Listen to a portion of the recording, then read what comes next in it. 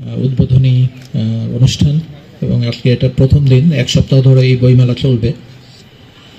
এটা আসলে আমরা প্রতি বছর সারা দেশব্যাপী যে ২১শে বইমেলা হয়, সেই বইমেলাটাই এবার মাহে রমজান এবং নির্বাচনের কারণে আমাদের এগিয়ে নিয়ে আসতে হয়েছে। এবং গত বছর প্রথমবারের মতো রাজশাহী বিশ্ববিদ্যালয়ের নিজস্ব উদ্যোগে আমরা একটা বইমেলার আয়োজন করেছিলাম। এবার আপনারা দেখতে পাচ্ছেন যে সেটা আরও বড় পরিসরে, আরও বেশি জায়গা নিয়ে আমরা এটা শুরু করছি।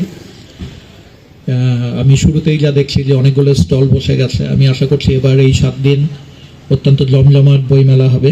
বইমেলার উদ্দেশ্য আসলে আমরা সবাই জানি যে বই কেনা এবং বই পড়াকে উৎসাহিত করা এবং নতুন প্রকাশনী যারা করছেন, লেখক, নবীন লেখক, যারা পুরাতন লেখক, প্রতিষ্ঠিত লেখক, তাদের সবাইকে একত্রে নিয়ে আসাও একটা বড় উদ্দেশ্য আর কি।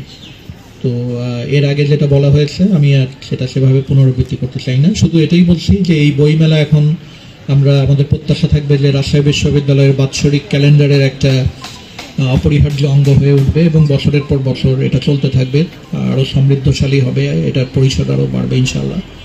তো আজকে আমি এখানে যারা উপস্থিত আছেন তাদের সবাইকে অভিনন্দন জানাই, স্বাগত জানাই এবং এই যারা আয়োজন করছেন, বিশেষ করে জনসংযোগ দপ্তর, তাদেরকেও আমি আমার তরফ থেকে ধন্যবাদ এবং কৃতজ্ঞতা জানাই। সবাইকে আবারও শুভেচ্ছা জানিয়ে আমার কথা শেষ করছি। আসসালামু আলাইকুম।